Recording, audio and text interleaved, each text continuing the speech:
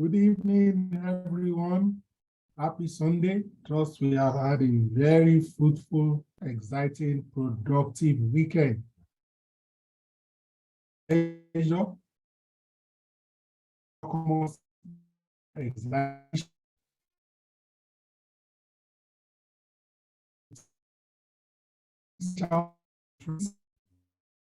HR professionals, your mentees, colleagues,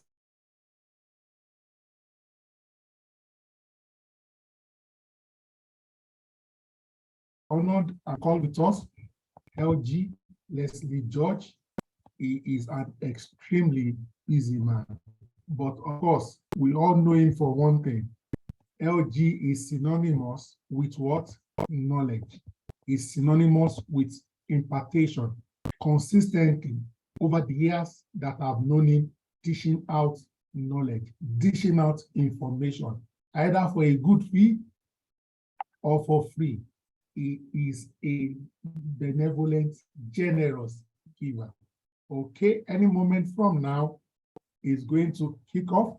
He will put on his video or mute his mic, and this will be his absolutely. Today's session is a mentorship session. We want to know everything about LG, the good, the bad, the ugly. Of course, the core intention is that I know many people reach out to LG on a one-on-one basis, but sometimes what it tells one person may help 100 people. Please, if you have questions specific for LG, don't wait till the twilight of this meeting. Don't wait till the end. Drop it in the chat box. At some point, we'll allow people to unmute and ask questions. But if you have crystallized your question already, drop it in the chat box. Okay, so what we are doing, so to speak, is freestyling. It will speak of there are no slides for today. It's more or less an open forum. I know there are many questions people have asked. You know, some other people need the same answers. But to start with, before you tell us about yourself, how you entered HR, your fora into this knowledge disbursement industry, I have just one question I've been dying to ask. This Sunday sermon, LG, this Sunday sermon, you have been consistently consistent. You are more consistent than the Pope. Where and how do you get the inspiration? The quality is top notch. And I'm not saying this to psych you. If you know me, you will know I'm not someone who likes to excite people. The quality is one thing to write consistently, is yet another thing to write consistently, robustly. LG, I know it is God, but show us the way, sir. Welcome, sir. Thank you very much. Good evening, everybody. Let me answer a question quickly. One of the things that I learned a long time ago is if you have something to say, always find a way to say it. If there's something you know that, oh, this thing that I have to say is important, it will be a good thing for people to know or hear or learn, always find a way to say it, find time, make sacrifices to make it happen. And that's what I've been doing since the 9th of February, 2020. And at first, it occurred to me that, okay, yes, I have something to say. But the thing that has been pushing me is the reception. How much I found that, how I found that people so much want or learn a lot from it and all that. And I'm like, oh, okay, this is good. Let's do this. So I make way, I make time and all that because it's important. And that's basically what my motivation is. The fact that it's important to me and it's important to the people that hear it. And that's my thinking, really. That's what pushes me. It's the consistency. That's what's behind the consistency. Wow. Thank you so much, LG. Another thing that never ceases to amaze me, to mesmerize me, I'm making open confession. You know, I admire you from a distance for a very long time. You see, you have unique insights and perspectives. In other words, there can be a situation or a scenario, and when you write about it, you will bring paradigms that make sense, yet many of us would not have thought about. Please, how do you conjure this wisdom? Please, do you have a link to Socrates, Aristotle, and Plato combined? Okay, there was a while ago, Kumbi described me as being introspective. That's how she described me. And Kumbi Adeoti. And when she said it, it was when it occurred to me that that's true. You see, how I think is this. I'm looking at everyday things and I'm asking my question. What are those things that you learn from this thing? What are those things that people don't see readily in this particular thing? An everyday thing, something that everybody sees. What is that thing that you want to draw lessons from so that you can actually make it clearer, make it easier for people to understand or comprehend, or make it more useful? And that's basically where I come from. I'm more like, for me, I think it is more about looking into something that you probably would say, oh, everybody knows this thing, but it's not just the fact that everybody knows it. What is that thing about it that everybody does not know? What is that thing that is not so clear to people that is there and it should be clear? Do you understand? So I feel, I think it's the way I see it, and it is that introspection. The fact that you actually look at something, you're analyzing it, you're digging deep into it, and you're trying to make it make more sense that it normally makes. That's basically how I think it's really. Okay, thank you so much, LG. I don't know at this point, maybe you'd like to just tell us a bit about your background. We want to know how you started and how you got here. You know, Okay. Sometimes in the spirit of men, we get insights that will help us get fuel to forge ahead. Over to you, LG. Okay. How I got into HR, actually, I describe myself as HR business management, not just HR, HR business management, because I straddle both sides, both HR and business management. When you're consulting, it becomes imperative for you to understand both, but mine goes beyond just understanding both. So here's the thing.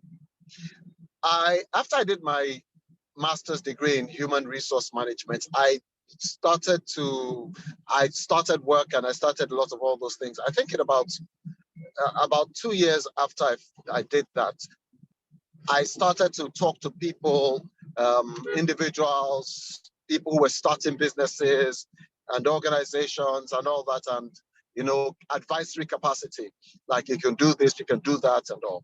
But the thing is, or the thing was, even as I was learning these things and I was teaching these things and I was sharing these things and I was trying to make people understand clearer what they do and how they should do what they do, it became clear to me that the gaps that I had, the things I didn't understand, I had to start to dig deeper for me to learn more so I could do more.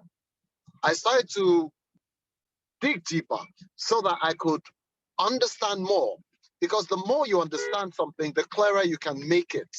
And I realized that a lot of the things that I had learned from school, MSc, and the kind of work I've done, I realized that a lot of it I didn't really understand. So I started to dig into it.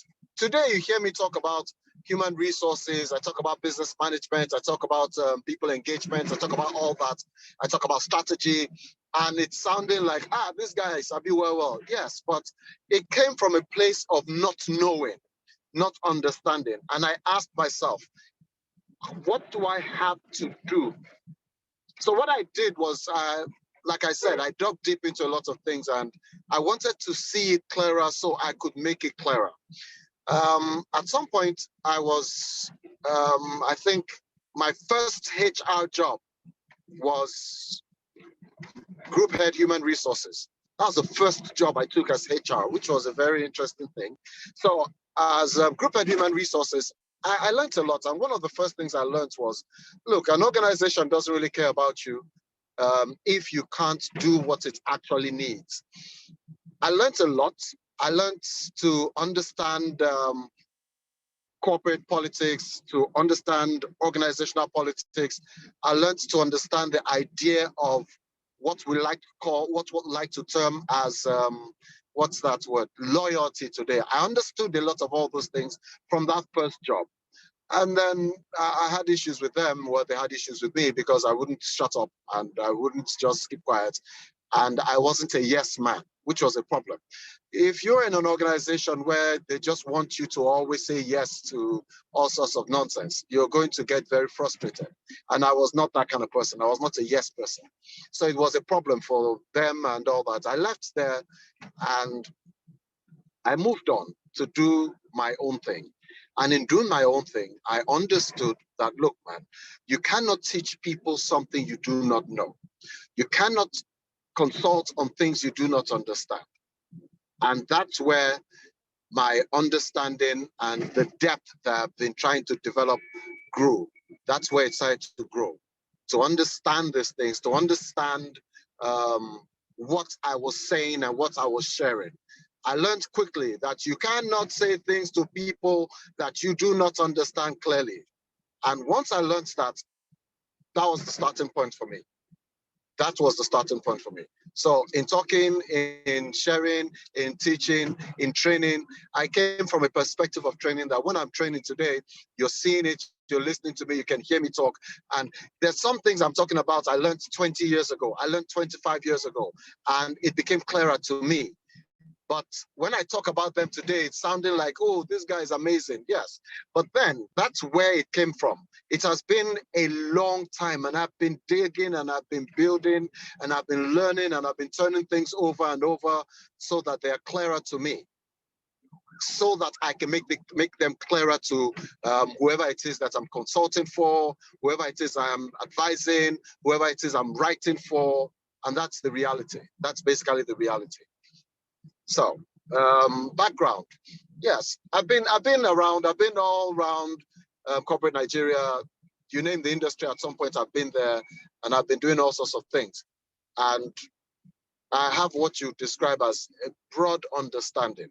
In some places, in some areas, the understanding is deep, and I have what you describe as broad understanding when it comes to HR, when it comes to business management and stuff like that. So that is the short form. There are lots of things that I can talk about, but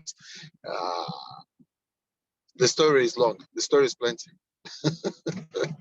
The story is plenty.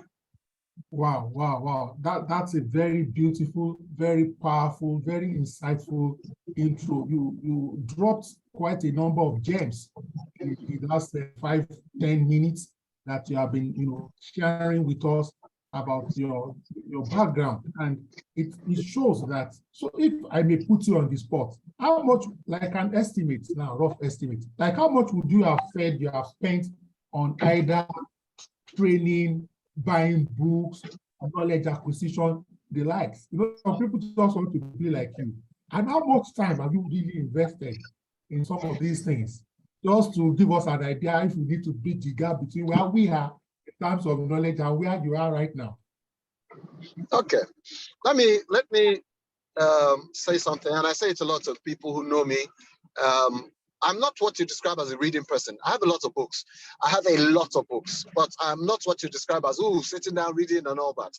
I learn from everything that I can see, everything I find. I learn from everything.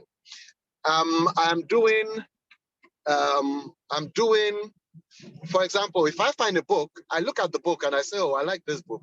And I read the first chapter, maybe read the third chapter, maybe read the 8th chapter, maybe read the last chapter. Everything that catches my attention, whether I'm listening to something, whether I'm watching TV, anything that catches my attention, I explore that thing. I just follow it and start to explore it. I'm reading something or I'm watching something and somebody says dialectic materialism. Dialectic materialism. I go to find out what it is. If it is interesting, I dig deep into it. If it's not something that catches my attention, I let it go. So I'm what you describe as an eclectic learner. I learn everything. Everything for me is a tool. I'm not the kind of, buy books, buy books, buy books. I have books, a lot, but I'm not the reading kind. I could read it, I could listen to ebooks for 8 hours a day and all that, but about books. I'm not a reading kind of person, but I'm a learning kind of person, because everything for me is a lesson. Everything for me is a lesson. And that's how I advise people. Don't waste your life telling yourself that, oh, I need to read books, I need to read books, I need to read books. Focus instead on learning, on all the avenues that you can learn. Books are not the only ways you can learn, all the different avenues you can learn. And that's basically how I think. All the different avenues that I can learn. That's basically what I take advantage of. So I'm talking about some things that I probably would write a story or write something or write an article. And I'm talking about something that when I mentioned the source material, you're wondering, where did you find this? Because I read all sorts of things. And that's my own idea of learning. It's from every area, from every discipline, from every perspective. And that's basically how you should learn. If you're a book person, read all sorts of books. Read all the kind of books that catch your attention. If something doesn't catch your attention, it becomes difficult for you to read it, for you to understand it, for you to mine tools from it. If something doesn't catch your attention, it needs to catch your attention. Find the things that catch your attention so that you know that, oh, okay, this catches my attention. You can actually sacrifice for it. You can actually throw yourself into it. And that's the idea. That's how it should work. Wow. That's a very good ending point. Find the things that catch your attention. So that way you don't have to struggle to stay with it. You don't have to struggle to dig out some things. Now, the next question I'll ask you is from this Sunday sermon. I observe consistently that you infuse scriptures. For those who don't know what I mean here, I mean Bible verses. How do you try to juxtapose, so to speak, secular truths with spiritual insights from the biblical perspective? And what motivated you to try and intertwine, so to speak, knowledge and knowledge? Because these are two sources of knowledge. Okay. Back in, I think about 98, 97 or so, there was this radio host. His name was Walt Baby Love, very interesting fellow. Now, Walt Baby Love hosted what you call the World Chart Show, as in the music chart show, which was very interesting. But the thing about it was, Walt Baby Love was an ardent Christian. And he used to say something. He used to say, he's doing this show instead of doing a gospel show because it gives him an opportunity to give people something they want, so that he'll have an opportunity to give them something that they need. Do you understand? Now, I couldn't make that. Okay, I think the first thing I should say is the history or the origin of the Sunday morning sermon. Remember when we were when the lockdown, okay? So I started this thing like 2 or 3 weeks before the lockdown. In my head, I was like, okay, it's a Sunday. There's some people who don't go to church and all that. So I thought, why don't I write something that is not church, something that cuts across whether you believe in God, whether you believe in Jesus, whether you don't believe in any God, whether you believe in Allah, whether you believe in anything. But then the reality of it is, what do you believe in?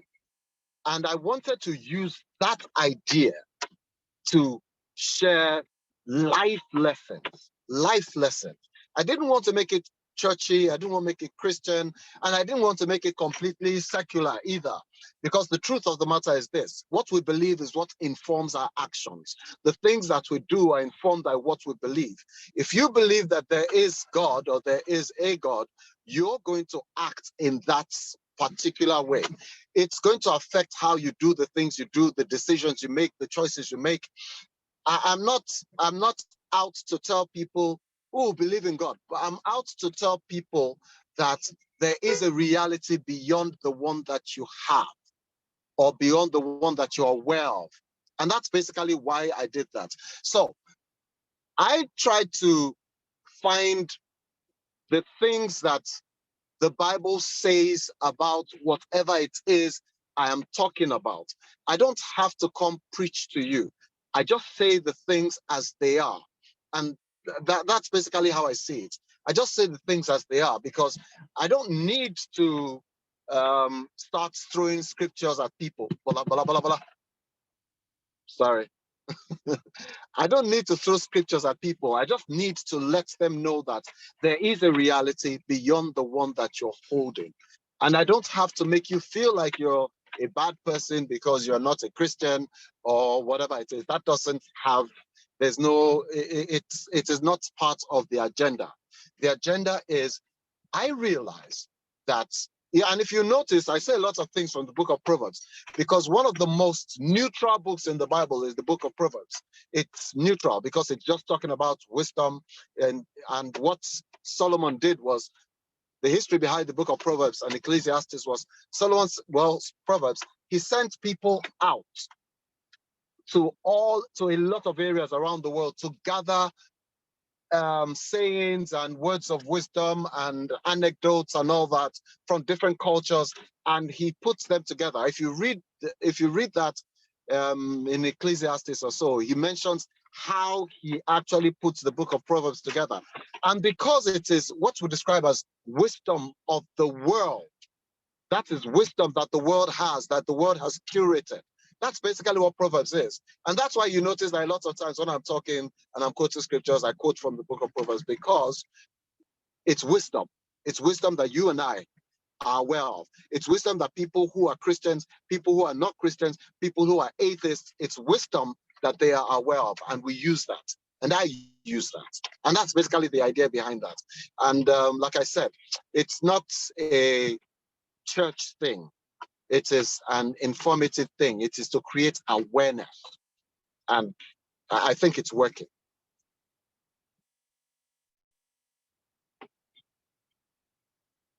Fantastic. I actually absolutely agree with you that it is working. Now, somebody sent me a question here, LG. Okay, this person says she feels she's grossly underpaid and she has been in HR for a while. That what strategies, what suggestions can you give her to, be able to, so to speak, astronomically increase our income as an HR practitioner? Okay, a lot of times I hear this kind of question and I have to explain something.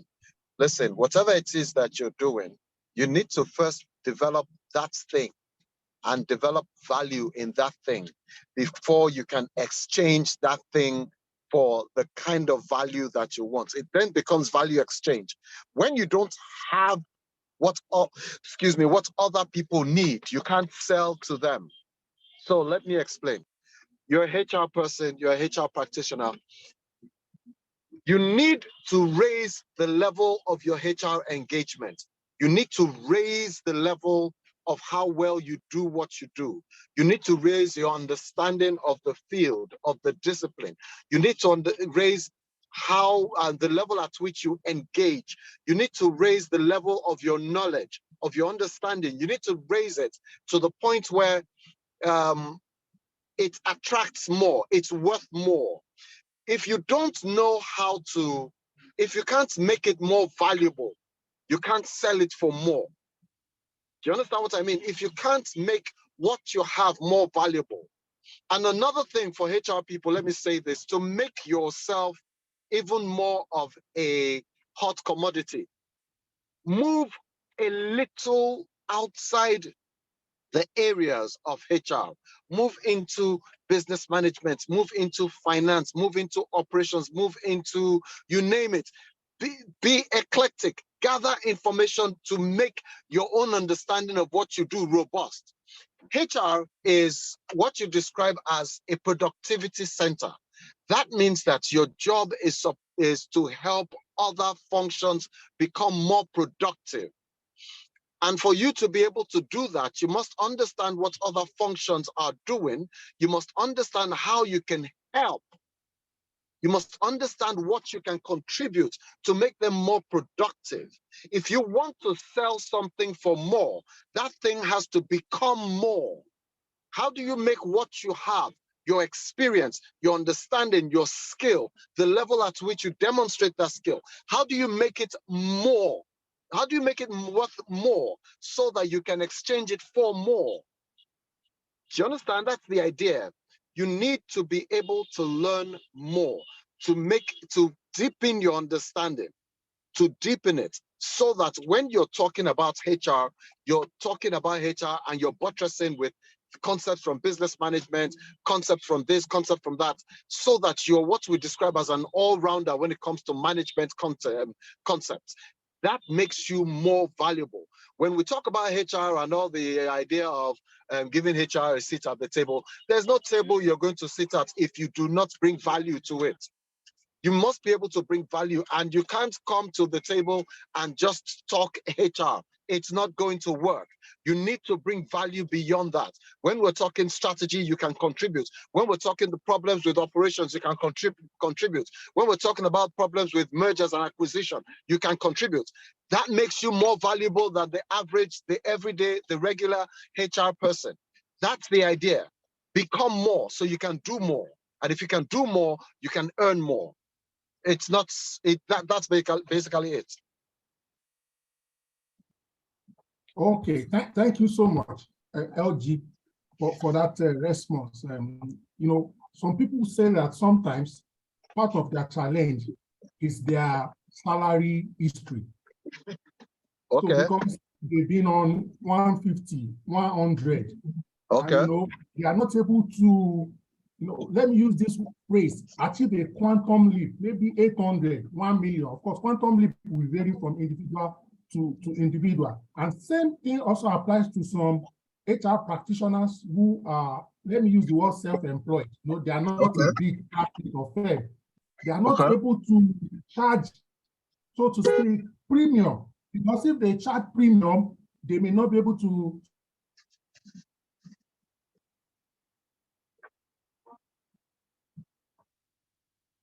clientele. So from these two perspectives, both from individual HR who are employees and then HR practitioners who are self-employed or who manage, what are your tips, suggestions to get to even become bigger? Okay. First things first. You see, when you are in that trap of 100K, 150, 120, 80K and all that, and you are gaining value, you're building value, you're becoming more and all that, now you have to contend with how much you're worth. You have to contend with how much the organization, how much value the organization that you want to work with places on you.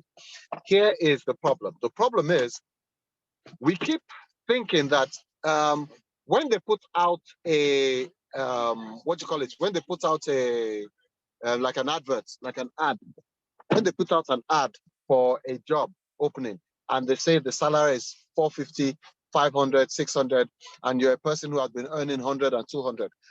Listen, you must be able to function at the level of whoever they want to hire. That position that they're talking about, you must be able to function at that level. When you go to an interview and then they're asking you questions and you're answering and you're dazzling and you're amazing, and then they come to the point where they're asking you what your salary is. Of course, your salary, your past salary or whatever it is, okay, is 100K and all that. Okay. The thing is, that organization, if they are impressed with you and they want to put you on that particular position, there is no way your 100K salary is going to be in the way unless they are bad people. Let me explain.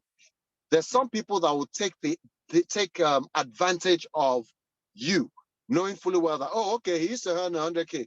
He's qualified for this position that we want to pay 600, but we'll pay him 150, and that should suffice. Every position in any organization actually is budgeted for. 1, 2, it is on a level, it is on a grade level. In other words, if you want to hire me for a job, that job that you're going to hire me for, if I earn less than that, you probably put me on the lowest band of that level, of that salary level. That's probably what you do. But then you would have moved me from 100 to whatever the lowest band is. It is something that is gradual. Sometimes It's possible to make a quantum leap because they have seen that there's more that you have to offer than a 100K person. You have more to offer than a 100K person. But the truth is, it is a gradual thing. You're going to move from one position to another. One day, one person is going to give you a position that is like 2 times or 3 times the position that you're holding right now. And then it's going to allow you move several steps ahead. But the thing that makes that possible is the value that you're bringing. Sometimes some organizations don't even think about what you were earning when they realize the value that you're bringing. It's a gradual thing. So you're going to move from one to another, to another, to another. This is why we use the phrase breakthrough, that term breakthrough, because you need to get from one level to another, but then you're trapped in that cycle. You see that cycle, the only thing that gets you out of that cycle is one, somebody recognizes the value that you bring beyond how much you used to earn. That can actually break it. 2, somebody realizes that this guy is worth a lot to us. We can't pay him 100. It's not fair for us to pay him 100. Or 3, you find an opportunity that nobody cares how much you used to earn. They want you to do something for them. If you have value, it's that value that is going to take you to a level that is beyond the one that you are right now. That thing that you're contending with, if you go to an interview, let me explain this to you. You go to an interview and then they say, okay, what were you earning and all that. Hold on, give me a minute. Close the door. You go for an interview and they ask you, what were you earning? And you tell them, I used to earn 120. And then they want to pay you 120, 150, 160, 170, because that's what you used to earn. You need to let them know that, look, this particular position, it already has a band, as in there is a budget for this particular position. You recruiting already says that there is a particular salary tied to this position.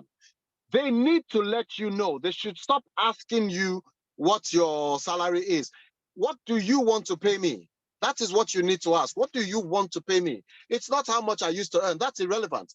How much I used to earn is not what we're talking about. What we're talking about is me working for you. What is this salary worth to you? Oh, sorry. What is this position? What is this person who occupies this position, who is competent? What will that person be worth to you? Surely that person can be worth 100,000 to you. If you want a person that can do this thing, you're not going to pay him 100,000. But then a lot of organizations will take advantage of what you used to earn to pay you less, much less. You need to become vocal. You need to learn to become vocal. Every kind of position already has the salary tied to it. A lot of it is not negotiable because it is on salary levels. They're on grades. They're on salary grades. It's not negotiable in the sense that, I want less, I want more. No, in that regard, it is in bands, and it is within that band we can actually do what we want to do, and maybe pay you less or pay you more. But within that band, that means that you'd have left the band you're in or you're on to get on this higher band. And that's basically how we move little by little. I told you that the first job I had as HR was group head human resources. There was no way I could actually take up another job to not be paid as group head human resources. You can't pay me less. And that's basically the idea. One day you find that you have that breakthrough. That's the thing. And that breakthrough, it must be backed up by value. Value. It must be backed up by value. Do you understand what I mean? Value. You must bring something to the table that people that are listening to you, that are recruiting you, that are having chats with you, they understand that this person is worth more than they used to earn. And like I said, you need to be vocal. Don't just keep your mouth shut. You need to be vocal. If they ask you how much you used to earn, you tell them that I can tell you how much I'm earning, but my question is, what is this particular role? What is it worth to the organization? What is a competent person on this role worth to this organization? What have you tied to this particular role as remuneration? What have you tied to it? Because some people will just take advantage of you. That's why you shouldn't be quiet. If it's an interview, it's an interview. Ask all the questions that you need to ask and be assertive. Be very assertive, because if you're not, for some people, it's a sign that they can take advantage of you. Don't let it happen. Okay. Thank you so much, LG. That was very explosive. Abimbola, you want to ask your questions? You have the floor, please. If you'd like to ask a question, you can raise your hand. We'll recognize you. You can also put it in the chat box. Abimbola, you have the floor. Yes, thank you, LG. My name is Abimbola. I'm calling in from Houston.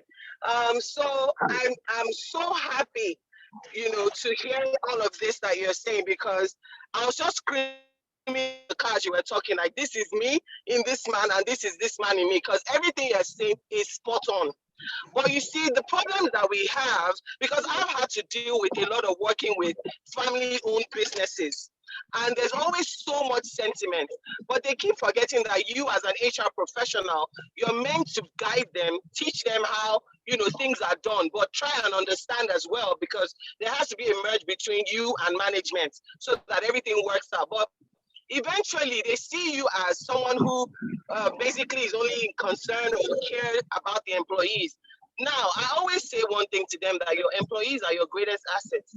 So whatever you do, be very careful as to how you're going to relate with them, because when they leave, don't forget the resources you've already put into them, training, learning and development, all those things that will cost you more money to get another set of people and start all over again. So the ones you have, we're not saying, don't do the things the way you're supposed to, but put a bit of decorum. But when you have people who are like family-owned businesses and they tend to get involved, interfere, trying to control everything. I'll give you an example, and I don't want to take your time. When COVID started, work was still going on. There was no lockdown yet in Lagos then. And then all of a sudden, I saw that people were acting funny at work. I'm the HR manager, and I'm worried. I'm thinking, people don't feel safe. They don't feel comfortable doing this. What is the next step? So I sit down, think through, and I'm like, okay, let me meet with my MD. I mean, we have a rapport, and I believe that if I have a conversation with him concerning something like this, he should be able to understand and see where I'm coming from. So I made it clear to him, look, these people don't feel comfortable being here. Let us do this work from home thing for a bit, remote working, and let's see how it goes. If it doesn't, then maybe we'll start with the schedule of some people come in on certain days. We'll do a rota or something, I made all the suggestions. I did, because when I want to do anything, I'll tell you, I'll come back to you with a document so that you would see it, go through it, approve it, and they will know that, okay, this is the way forward. But it backfired. It then began to look like, oh, this HR, your own is just to be worried about people. You don't even care about the business. And I'm thinking, I don't want you to be talking like this, because you need to understand, if these people are not even happy, they will not be productive. That's true. They will not be productive. They'll just sit down there and be playing on their computer. Let us give them the reason to have security with us and think that, these people, they care about us, so we're going to put in our best and everything. So I'm really happy, on a good day, I would have just skipped through the post on WhatsApp, but I saw it and something just told me, Bimbola, get on this. And I've been listening, I'm driving, but I'm listening to it. And if I had to tell one of my former colleagues, please join the link. I need you to listen and learn, because this man is saying exactly what I've been saying for years. On the issue of salary, it's hard. It's hard for someone from 100,000 to jump to 400. And what you said is true when you say, except they are bad people. If they know you have the value that they want, that they need, and they decide to just be, dilly-dallying and all, then they are bad people. But when they see that this person has prospect, I can see the signs that this person can actually do this job. Even if at all they don't put you on that 400 immediately, at least they should bring you closer. Those are the issues I have personally. Yes. Keep telling them, you can't do this. These people know what they're worth, they know their value, and that's why they're bringing it to you. So don't take advantage of people. I know it sounds like I'm more of an HR that falls on employee side. No, I'm always on the side of management too, because I'm I tell employees, listen, these people know what they're doing. They're the owners of the business, but you also have to be considerate. So I'm in between, but I try to let them understand your greatest assets are your employees. Do not take them for granted. Do not take advantage of them, and do the right thing. That's why I'm so happy that it seems like someone has just finally spoken on my behalf. And I know that this thing is being recorded, and I pray that it can actually go on major platforms where CEOs, MDs can actually listen to this so they would understand. Coming from someone who is experienced, who understands the field. And I'm glad that you're not speaking just about HR, you're also speaking about business management. It's very important that we will be able to leverage those things. We can actually put them on the same level. So it's not just about saying, oh, I want to sit at the table. You need to bring the value. They need to see it in you that you can actually get this thing done. So I'm good with payroll. I understand strategy. I know what it is to do protocol, logistics, everything concerning procurement. I understand everything. If today I decide, okay, I'm moving from HR, okay, I'm going into operations in a bank, that's fine. I can work. That's what it means. That's what they need, and that's what they need to see. Thank you very much, LG. I'm so glad that you gave me this opportunity to speak. Thank you much. You're welcome. So You're welcome. You're welcome. happy. Thank you so much. You're welcome. Thank you, thank you, Abimbola. I think I feel relieved that Abimbola was able to express herself. I'm happy on your behalf, Abimbola. So good that you share with us. I don't know, LG, maybe you want to respond. You have a reaction to Abimbola. We have let me say something. Let me say something. Fantastic. There's something we call cross-functional business acumen. Cross-functional business acumen is, let's say I'm HR. I understand how other functions work. Now, I don't have to understand it to the point of technical skills. I understand how it works. It's what we call foundational competence. I understand it. I have the foundational competence about how other functions work. Cross-functional business acumen is something that every person who is on a particular role should have. You should understand how the other functions that you interact with, how they work. That's the kind of thing that raises your value. I keep using the example of Emmanuel Michael. Emmanuel Michael, head of HR for the microfinance bank. And when they were looking for somebody to be an interim CEO, because the other CEO left, and between the time they will find another CEO, they needed somebody to actually sit in as CEO, as acting CEO. Now, in that kind of organization, you have the person who's in operations, you have the person who's in finance, you have the person who is in all sorts of things, but they picked the guy in HR and said, this person in HR will be able to do this job. Why? Because of cross-functional competence, because he understands how all the other functions work. You cannot bring value to any table if all you know is what HR is supposed to know. That is not value. We can find anybody to do that. What makes you special is when we start to talk about you, or we start to talk about strategy, or we start to talk about operations, or we start to talk about organizational development, or we start to talk about organizational behavior, or we start to talk whatever it is we're talking about. And you, HR, you understand how it works. You understand how it works, so you can actually impute. If you can't contribute to conversations that are outside HR, we tend to just put you somewhere because we're like, this guy does not know what's going on. This lady does not know what's going on. You need to understand things. You need to understand how the organization operates. Because I said this, that HR is what you describe as a productivity center. Your job is to help other functions become more productive. How do you do that if you don't understand how they work? How do you do that if you don't understand how they work?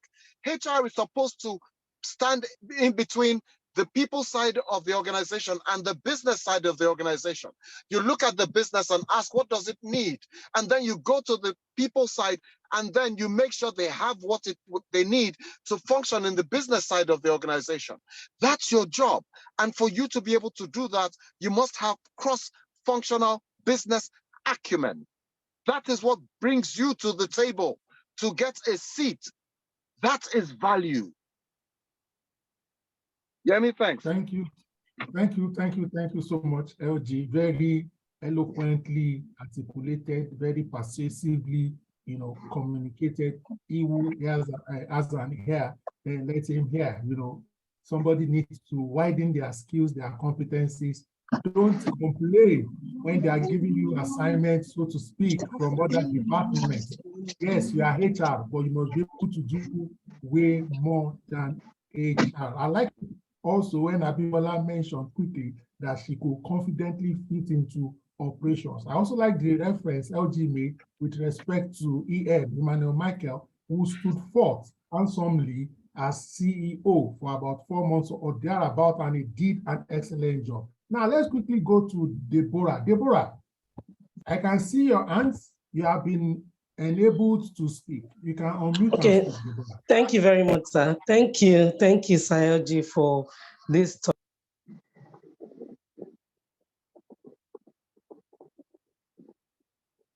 You are mute. Please I'm not unmute hearing anymore. again. Yes. Okay, so I was saying thank you very much, sir, for this thoughtful platform and this talk that you have given. When you spoke before the last person, before Bimbo spoke, you talked about being vocal.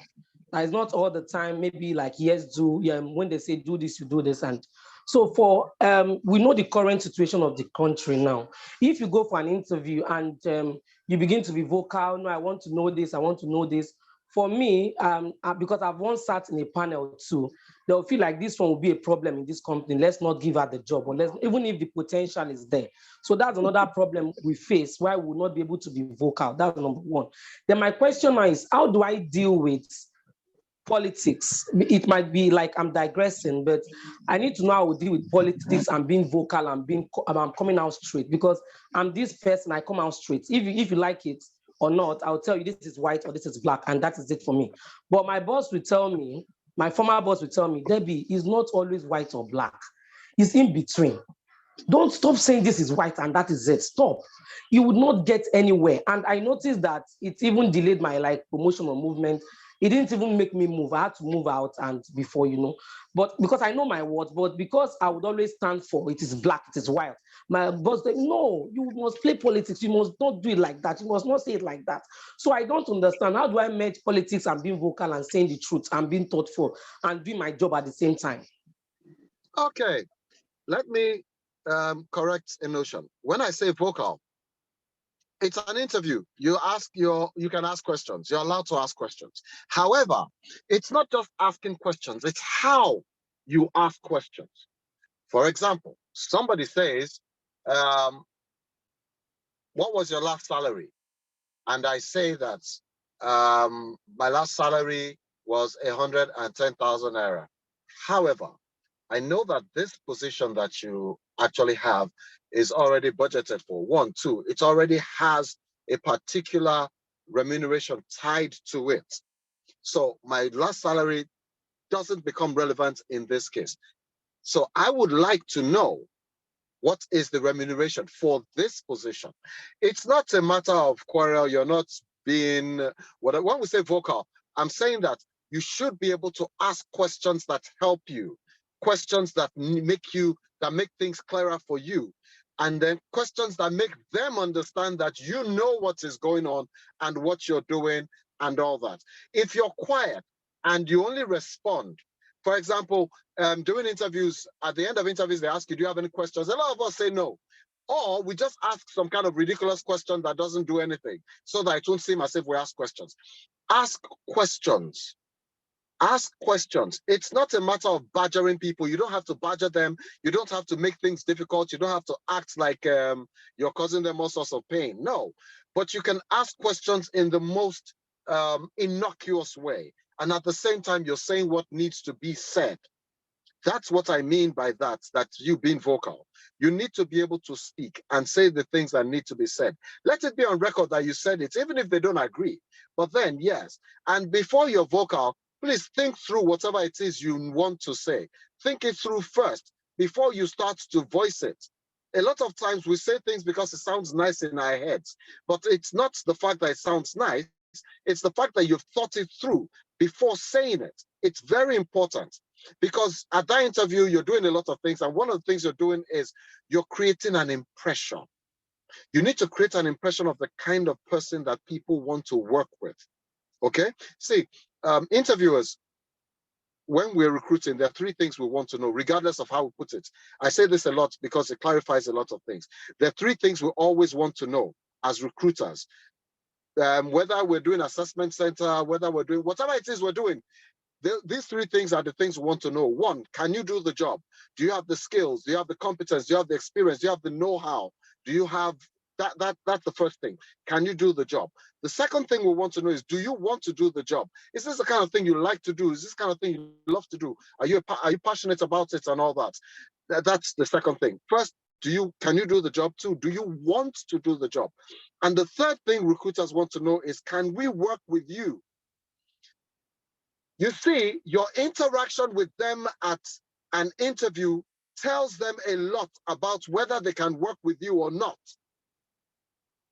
You need to be the kind of person that engages. Engage. Don't act like you don't need the job. Don't act like it's not important to you. Don't make comments that make it seem like, this person is not serious. No, whatever it is you're going to say, it must be something that you've thought through.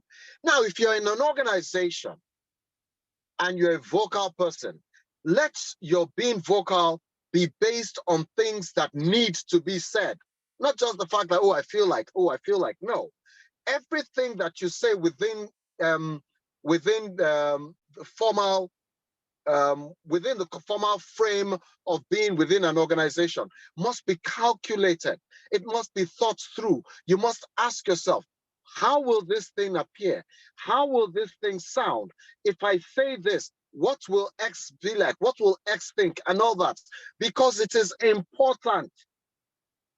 You talked about politics and you were saying, look, things are not white or black. Some things are white or black.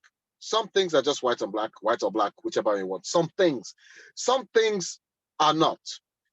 Everything that is based on your own personal values, those things, your values are the things that tell you how you live your life, how you live, the things that you choose to do, the decisions you make, the choices, the direction that you will move in. Your values are the things that tell you that.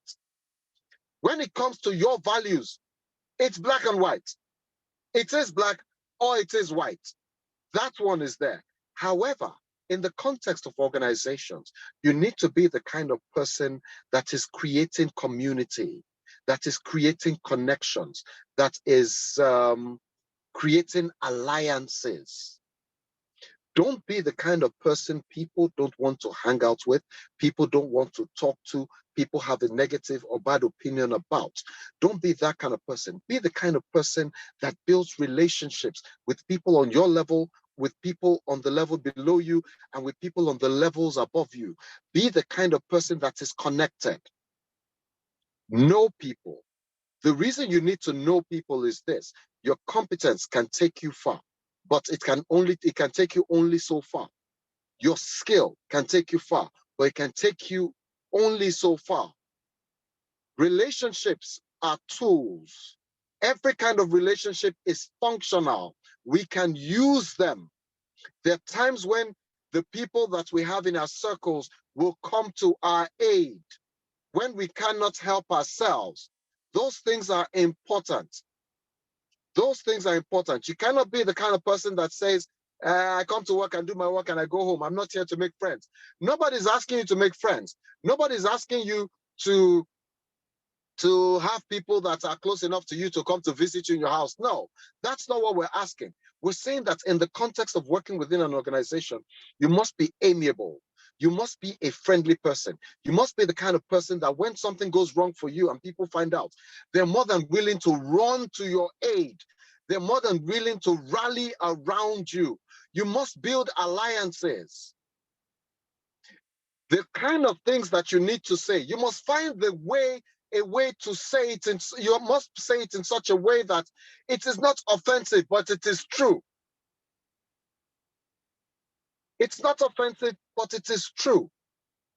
If you're one of those people who don't know how to keep quiet, if you're always going to have to say something, then know how to say those things in such a way that it doesn't do violence to community. It doesn't do violence to your relationships within the organization.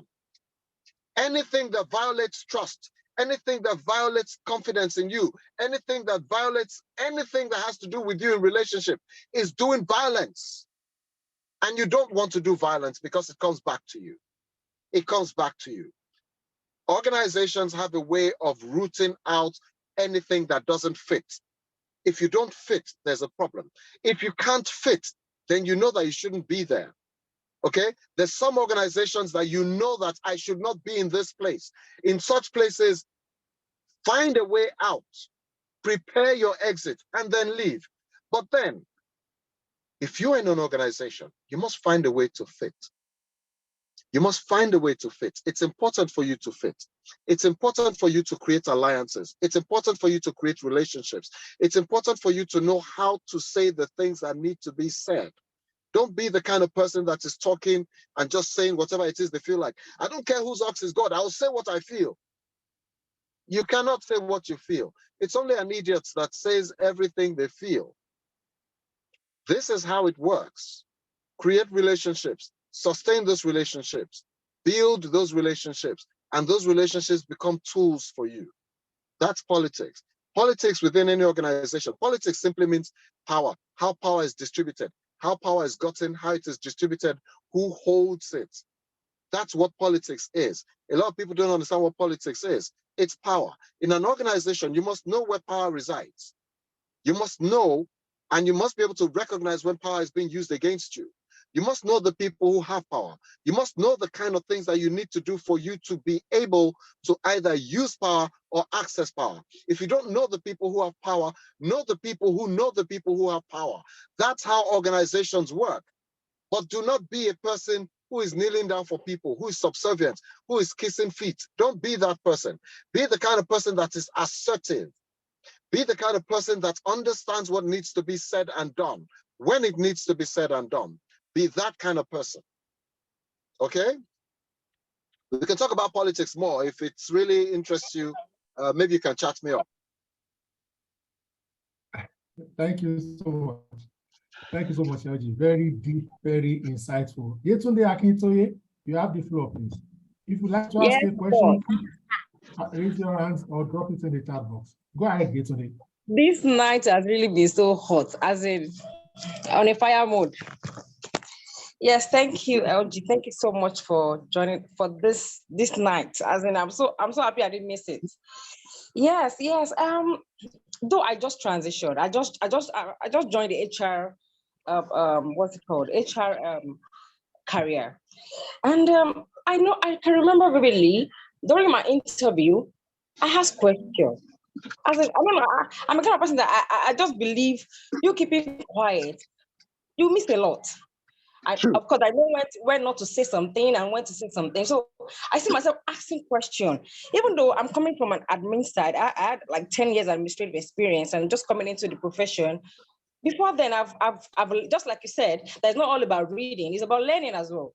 I make sure that I equip myself so well, as in so enough. I know it's gonna be like a sacrifice, but I give it all. So during the interview, I saw myself asking questions. Even the question, I think at a point I asked a question that the MD was meant to ask me. I didn't know when I asked that question. So it gets to even answer the question I meant to answer. And from there, it even turned to a discussion at a point.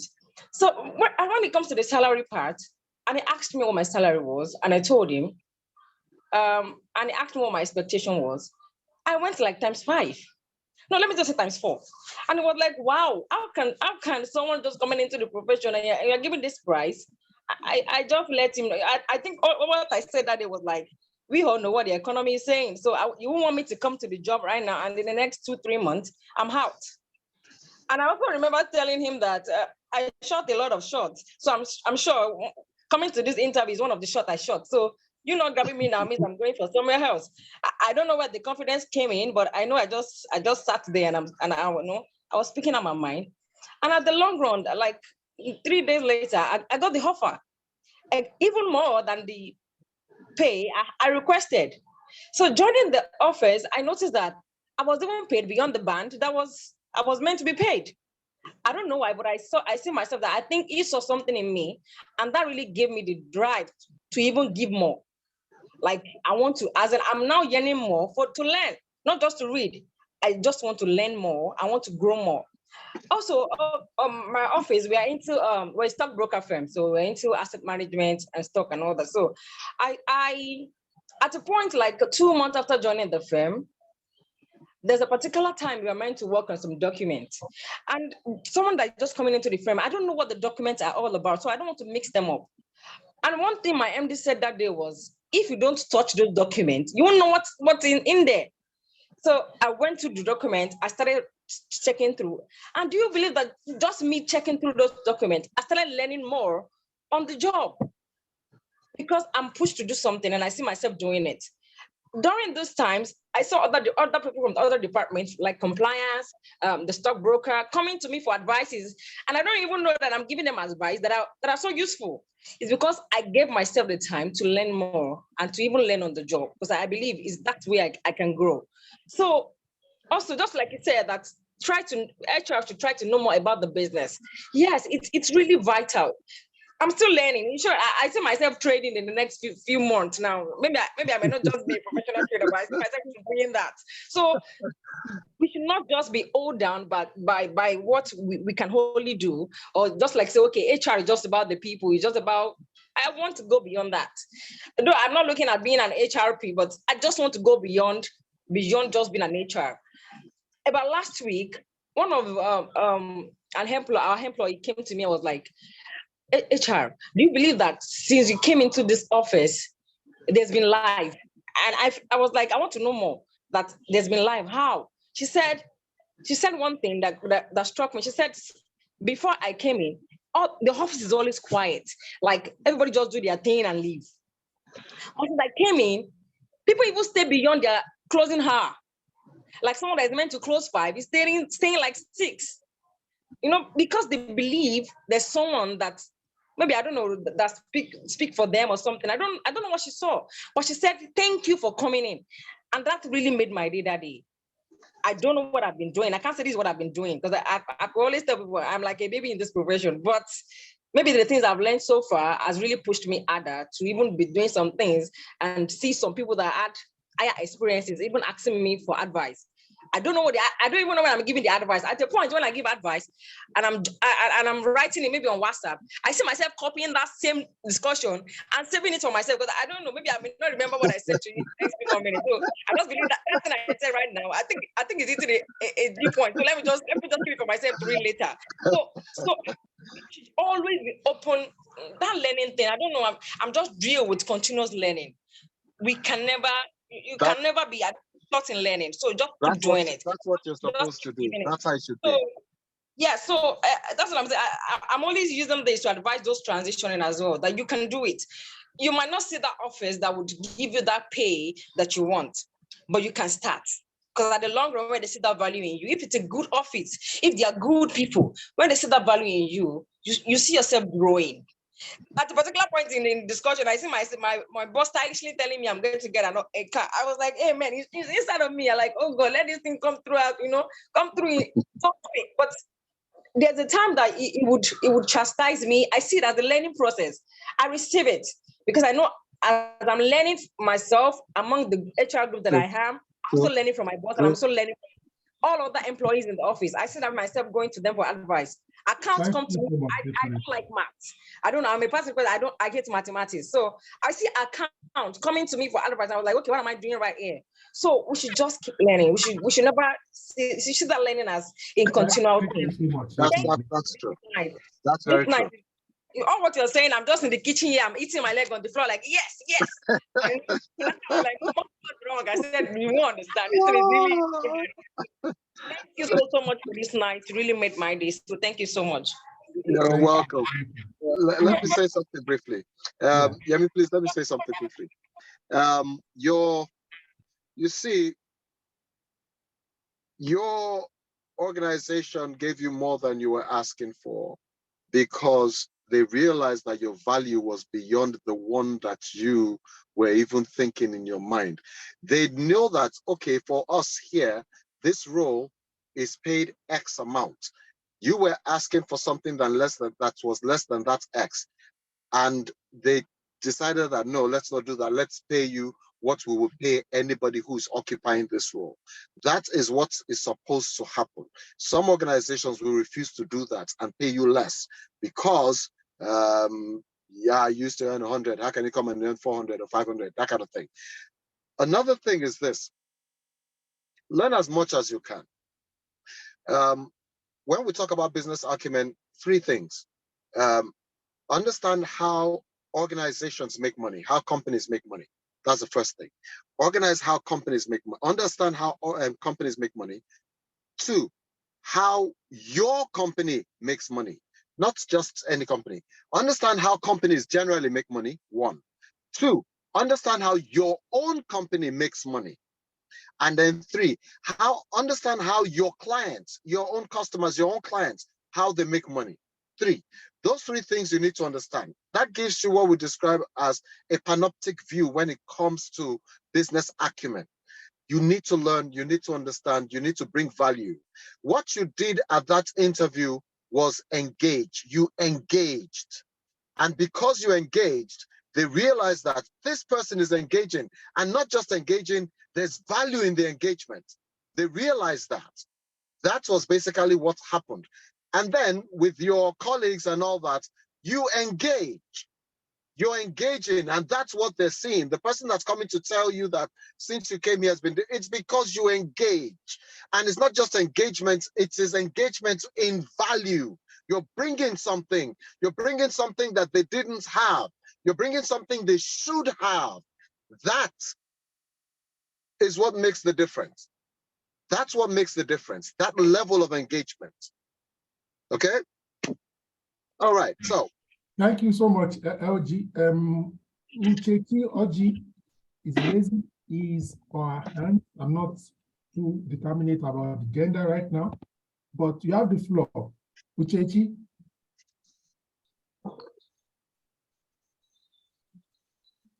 You can proceed. Hello, okay. Good evening, everyone. Good evening. Thank you so much, LG. My name is Uchechi Oji. Okay, mine is Uchechi Oji. Mine is a question. I have a very serious situation I'm going through in my office. I work for a tech in Abuja as a people manager and performance manager. So I'm having this issue. We know that technology now, the market, when it comes to technology labor market, is actually selling very well. In fact, the brain drain in that area in Nigeria is so high. So we keep losing employees like this time. I know everybody calls it, in quotes, jackpot season or whatever it's called. So it's more like people are just pulling out of the company, people are traveling abroad, and then companies are also poaching from us. So from the time I came in, I realized that, first of all, the problem we're having is that there's no clear, proper growth structure. Like people just see themselves there, then salaries are being increased just when, because it's like a family business kind of situation. Salaries are being increased only when maybe my MD deems fit. Probably he looks at the economy and then he just adds something little. He could just do 25%. It's not, there's no proper structure for salary. And okay, I tried, when I first came in, that was the first thing I started looking at. That was what I understood. And that was why I felt people were leaving. Because you just feel like you're stuck in one place and you're not moving to the next level. So it was more like people will see the company as a learning ground because we do a whole lot. We work for different people. So they just come, they pick all we have, they give in their little. And then when they are like experts, when they are becoming very good, the next thing they go. Okay, so the first thing I tried was to place people in normal salary structure. Oh, from this level, you move to the next. But then again, it's a family business. And the people at the top are like family. They are not looking at retirement. They are not looking at moving anywhere. So it's more like, I don't even know, okay, when I move these people coming from the junior level to the top, I don't know what next to do with them. So I just felt, okay, this one is not going to work. And okay, I'm actually stuck. I don't know the next thing to do. I try so hard to gather all the talent, go to talent hunt and all that. Then and at the end of the day, when after gathering the talent, we're not able to find a proper retention structure.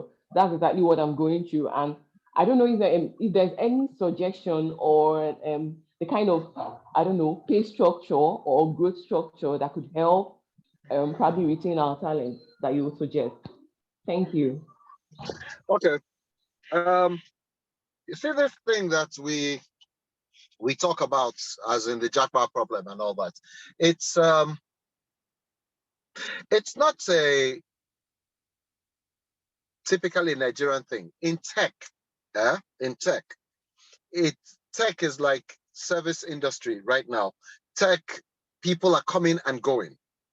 They're coming and going, and it's as if tech people, once you see somebody who's paying you more, giving you a better chance, giving you an opportunity to climb higher on that corporate ladder, you move. Tech is basically like that and all that. But here's the thing.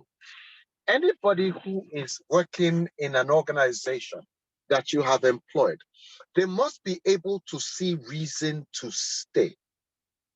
They must be, forget, besides Jackpot, besides an opportunity to go to Canada or to go to the UK or whatever it is, besides that, because the number of people who leave organizations to do that, as in from each organization, there's not as many as we like to talk about. Majority will move to another organization. Majority will move to another organization. Majority will probably decide to start to freelance and all that. So, but the thing is this, what does the average tech employee want? What does the average tech employee want? You will always find somebody who's willing to pay you more if you're worth your salt. So if it is the fact that they want money, they will always find somebody who's willing to pay them more.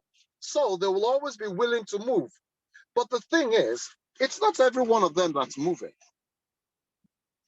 What does the average employee want?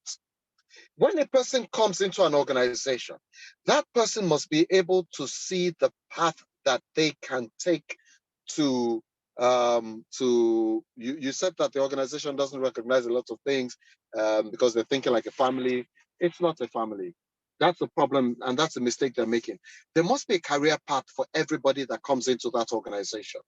They must be able to see the direction or how they will move, how long it will take to move from here to here and all that.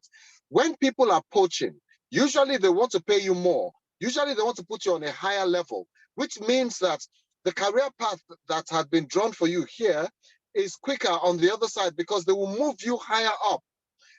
It happens. And that's the reason some people would want to leave an organization. But question, what does the average employee want? What is that thing that will make that average employee want to stay? I can see the path that I can take to the top.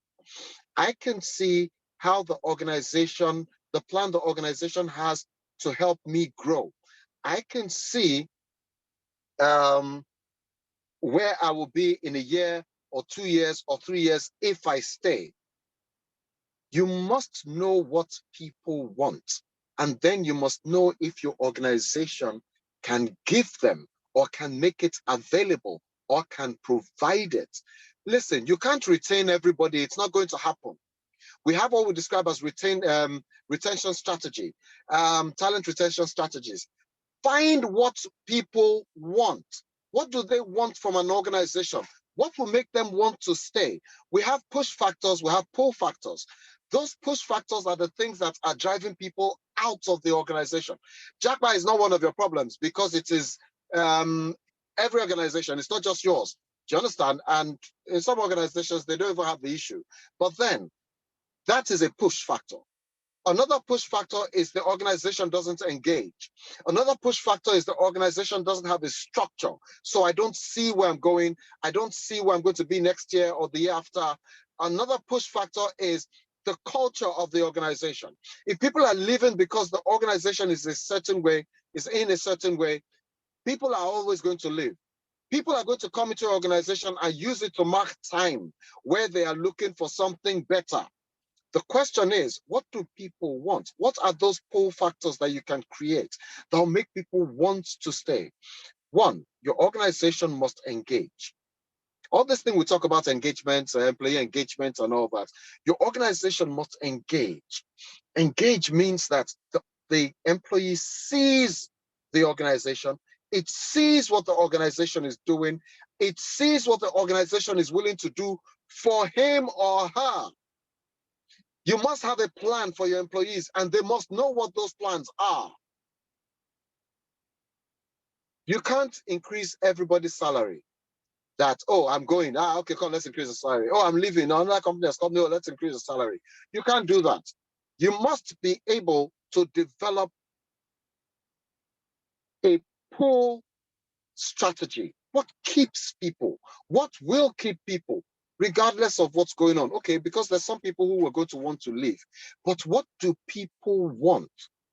Find out what they want. Find out the thing. That's why we do retention surveys, as in employee retention surveys, as in, okay, what is the thing that will make you stay? Why would you want to stay here for the next 2 years, for the next 5 years? Do you understand? What are the things that if this organization makes it available, it will make it more conducive for you to stay? Find out what they want. Your organization may not be giving people what they want. Anybody who comes to an organization, who is hired by an organization, who says, yes, I will work here, there's something they want. It's not always just money. It's not always just money. Sometimes it's an opportunity to learn. If that opportunity doesn't exist, they'll go somewhere else. Sometimes it's not money. Sometimes it is the fact that they want to be able to say, I worked in X place. Because maybe you guys are good at what you do. You need to find out why a person is in that organization and make it worth their while. Make being there worth their while. That's the whole idea of employee engagement. You must engage, and you must engage at the level that it matters. You must engage in the areas that it matters. You must engage. Is your organization engaging? What do people want? What do your employees want? What are those things that if they have it, they will stay? Can you afford those things? Do your leaders, does your leadership see it that if we have these things, these people will stay? Your job becomes one of making things clearer for them, making things obvious for them to see. Do you understand? That's basically what you need to do. You don't just, and another thing is you don't create a lot of all those, what do you call it, career path and structure and any of those things. You don't create those things in isolation. It is always in tandem with management. They must be able to advise. They must be able to have input. If you say that when they get to one point, there's nowhere else to go, the question you need to ask is, okay, so what is the organization going to do with these people if they can't go up higher than a particular level? What is the organization going to do? Those are the questions that you need to have them answer. You have to have a career path. You have to have ladders. And those job ladders must be able, you must be able to tell how a person will climb this. And then you must be able to tell how your organization is contributing to them climbing it. How is it helping them develop enough to climb on those job ladders? Okay? You must engage and you must understand what is necessary. All right. Thank you so much, LG. There's one trick question here, but I'm sure you are up to the task. Tolu Ajayi says, let's see, it is normal to have several colleagues that admire. However, your wisdom to upcoming HR professionals who find that they are still practice what they preach. Only LG can answer this question. Tolu. Okay, let me say this. You know, because some people have gone ahead of us, okay? They are the Yemi Ajayis, they are the Emmanuel Michaels, they are the Kumbi Adeotis of this world, they are the Yemi Fashions of this world, they are the Wale Adediros of this world, they are the Mojids of this world, okay? They are the Yomi the Profs of this world.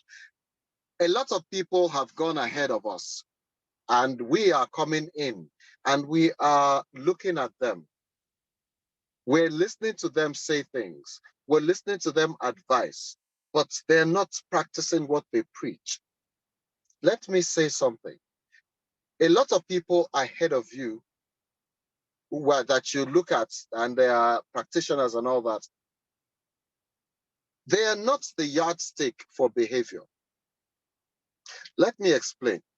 They are not the yardstick for behavior. If anything, they help you resolve the kind of behavior that you will adopt. They tell you, they help you understand that, oh, this works, this works, this works, this does not work, this does not work. But when you start to look at them as the standard for behavior, you may lose, because look, think it as you may, a lot of people are just people. They will make the mistakes as people make. They will make the errors that people make. They will fail as people fail. You need to understand that. Understand the behavior that is necessary and follow it. And do not use people as yardsticks for how behavior should be carried out. It's like saying that somebody's advising you not to steal, and then you find out that they're stealing. And because you find out they're stealing, you say, I'm so disappointed, I'll start stealing too. It doesn't make sense. You know that stealing is wrong. So they're not practicing what they preach. Find out what it is that they're preaching and follow. Because what they're preaching is the right thing. They may not be practicing what they're preaching, but they are preaching. And what they're preaching is the right thing. That's the thing you need to follow. It's what is preached that you need to follow. It's not you need to do as I say, not do as I do. Because a lot of times, there's some of them that follow what they're saying. They practice what they preach. And then there's some people who don't. When you find that, follow the practice of those that do what they say. Follow the practice of the behavior that should be followed. Don't let some people disillusion you. Don't let people who are being human disillusion you. Do you understand? We follow because we're saying that, oh, these people know. These people understand better than us. These people know better than us. But the reality is this: when they fail and we're following, we will fail. So we don't follow the actions. We follow what needs to be done. It's like saying there are laws in society. Follow to adhere to the laws. Don't follow people simply because they look like they know what they're doing. They may know what they're doing, but when they falter and they fail and you follow closely, you will fail too. Understand the behavior that is necessary and follow that behavior. Don't follow the actions, follow the behavior. Like I said, if they are preaching and they're not practicing what they're preaching, you know that what they're preaching is the right thing. Follow that preaching. Don't be disillusioned. Do not be disillusioned. Don't let them make you feel like, oh, I'm just wasting my time trying to be a righteous man. Be a righteous man. Be a righteous man because you have to be. Okay, so anything else? Thank you so much, LG. We have 6 more minutes to wrap up this 90-minute session. I don't know if anybody has a compelling question or a compelling comment, but I must say, LG, that we have quite a lot of distinguished people in the house. Let me just attempt to mention some of them. I saw earlier on, I'm not sure if it's still on this call. Let me see now. I can see Bola Anoime. That is, if I'm not mistaken, the chairperson of the CIPM Lagos Island, chapter. Thank you so much. As Bola. For joining us. Also, I saw fellow Ola Aziz earlier on the call. Thank you so much, sir. We do not take your presence with us on this call for granted, as always. I also saw a professor, I think he has logged out now, but he joined us from the very beginning of this call. I have other people like Tunde Wale Temo. Thank you so much for joining us. I have Rita Babalola. We say thank you so much. I have people like Oluwatoyin Kodokombe. Thank you so much, my sister. I appreciate that. All right, sometimes I just like to call out a few people so that you know that we see you and we do not take your presence for granted. I don't know if any of you would like to say something. Okay, we still have like 3-4 minutes. You may just want to say something. Today is Sunday, let the Spirit lead you. Okay. I saw your hands first, so let's see, Abimbola. Let me see.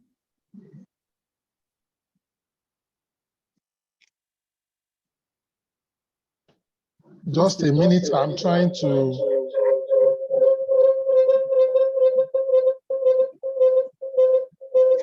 Go on, Abimbola. Okay. Well done, everyone. I joined a bit late, but because I was also training some people, and but the part I met, there was a question, and well done, Leslie. I mean,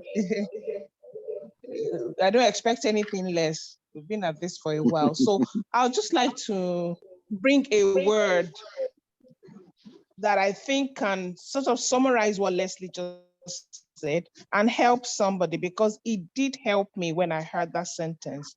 And it says that the best of men are still men at their very best. So True. in the Very first true. instance, if you can learn to manage your expectations, you won't get to that place where you are thinking, but this guy said this and now he's doing that.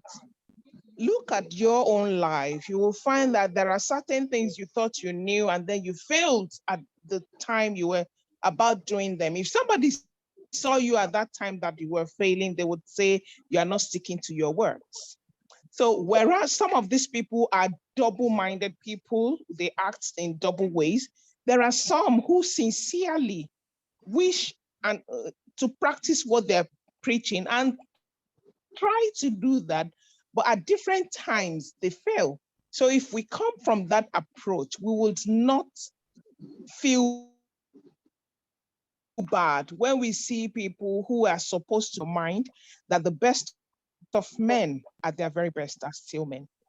I True. just wanted to, I mean, LG has dealt very well with that. Hi, Guy. Hi, now. Abimbola, thanks. Thank you very much. Thank you very much. It's been a while. Yeah, well done. Well done. Okay. Yep. Thank you so much for that beautiful contribution, Abimbola. That was beautiful. We can still take 1 or 2 more comments quickly. We have 2 more minutes. Anyone would like to say something? Open mic time. Anyone? Madam Bola, I don't want to put you on the spot, but we'd like to say something, please. Okay. All right. It's okay not to also say something. Emma Clark, would you like to say something? Oh, I have quite a number of hands up right now. So let's do this 1 minute each. I'm trying to, my co-admins, please, you can help me unmute people just to speak. You can start with Madam Bola. Let me see, 1 minute.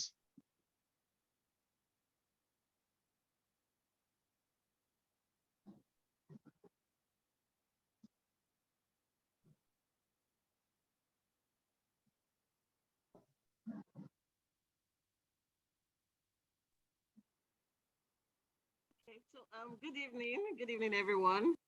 My ECM, good evening, sir. This is a fantastic session. As Abimbola Shuluade said earlier, I don't expect any less from LG. You know, the moment I saw you that is the one speaking today, I know I have no choice but to join. I missed yesterday, which was quite painful, but I know today I can't afford to. Thank you for what you're doing. Thank you for value that has gone out. I know I can say that categorically, there are a lot of value had gone out, and please keep it up. We'll always be here to support as much as we can. This is what we really need for the time. And all the contribution that has been said as well, really spot on. Thank you so much and more strength. Thank you, sir. Thank you so much. Thank you, madam. Thank you. Rita Babalola, you can speak. Hello, Rita. Okay. Good evening, everyone. Thank you, Adiyosha, for getting me on board. LG, I don't expect much. I met you some time ago in 2020, during the COVID period. on LinkedIn where you were talking about employee assisted program for employees that were going through issues at work. So really, thank you for the insightful section. My one word is this: I run a consulting firm, and I remember when I started taking on HR professionals, I've had like almost 12 years of administrative experience in other field. And I remember taking on HR professionals to come and join my firm.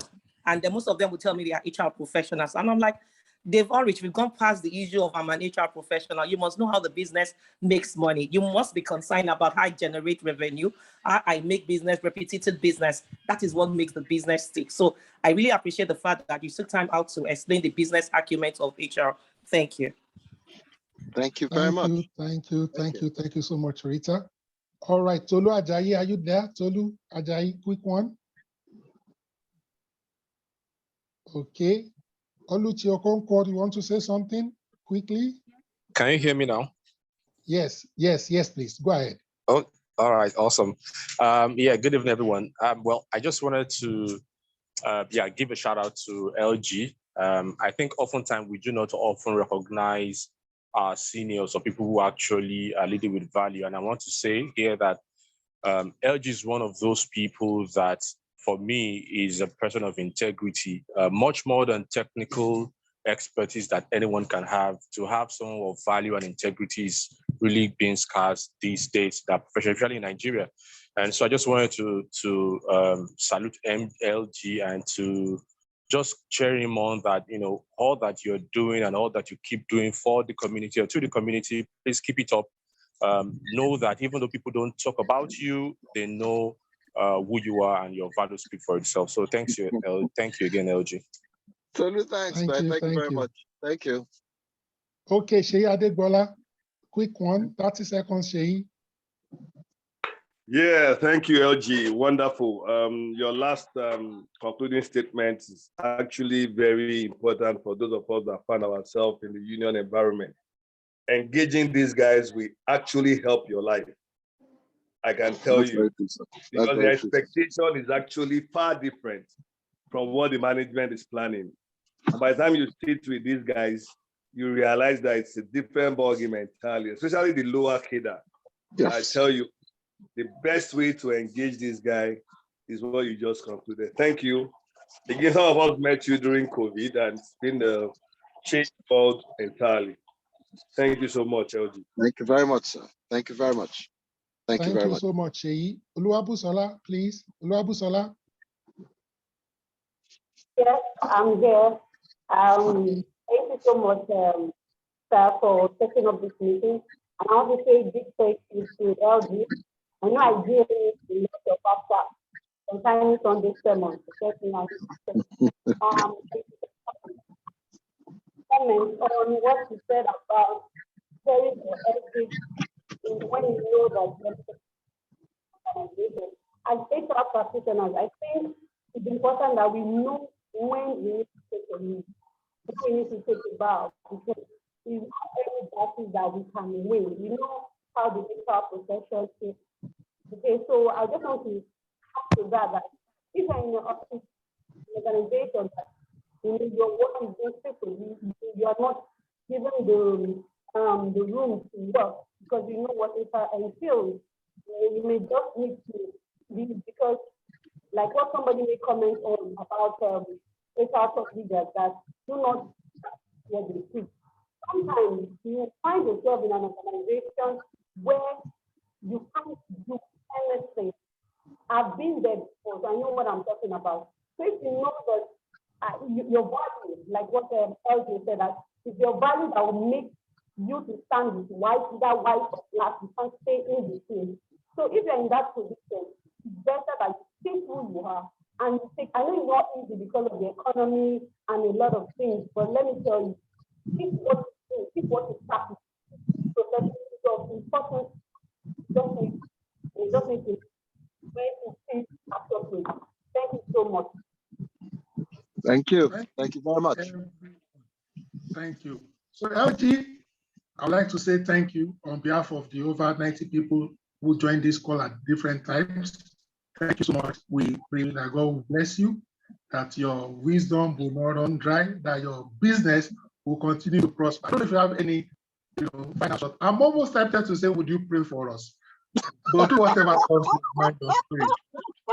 You have the Sunday sermon. You cannot collect up. Thank you for having me. Thank you very much for having me. It's always a pleasure to come and share with people and all that. I want to say something. Whatever it is that you're doing, whatever your function, whatever your role, whatever organization you're doing it in, you owe it to yourself to do whatever it is you're doing well, to know how it's done and how to do it better. You owe it to yourself. You owe excellence to yourself. You don't owe excellence to your organization. You owe it to yourself, because excellence becomes a hallmark. We see you, we tie excellence to you, so that anywhere you go to, that's basically how we recognize you. It's like your fingerprint. If we see your fingerprint on something, we can tell that you've been here, that you handled this thing. That's basically how it is. A lot of times we're thinking that what we're doing is for the organization. No, every single thing you do is for yourself. You're doing it, you do it well, you're doing it for yourself, you're doing it for your reputation, you're doing it for your growth, you're doing it for your skill, everything that you're doing. So what you find to do it really well. That sets you apart. It sets you apart. Like I said, thank you very much for having me. And I hope it has been rewarding. I hope you've found some things to learn, to take away, to use, to convert to tools. And that's basically what, that's how I feel. Thank you very much for having me. Thank you so much, George. We are indeed very grateful.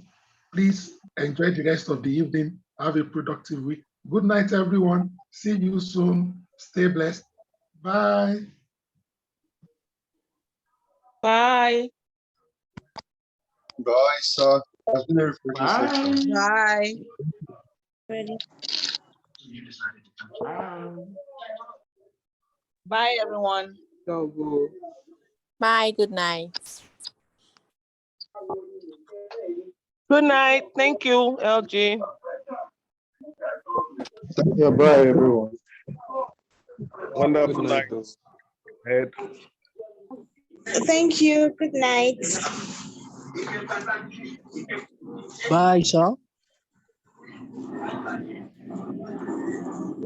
Good night, everyone. Who's calling me? Yeah. Bye bye.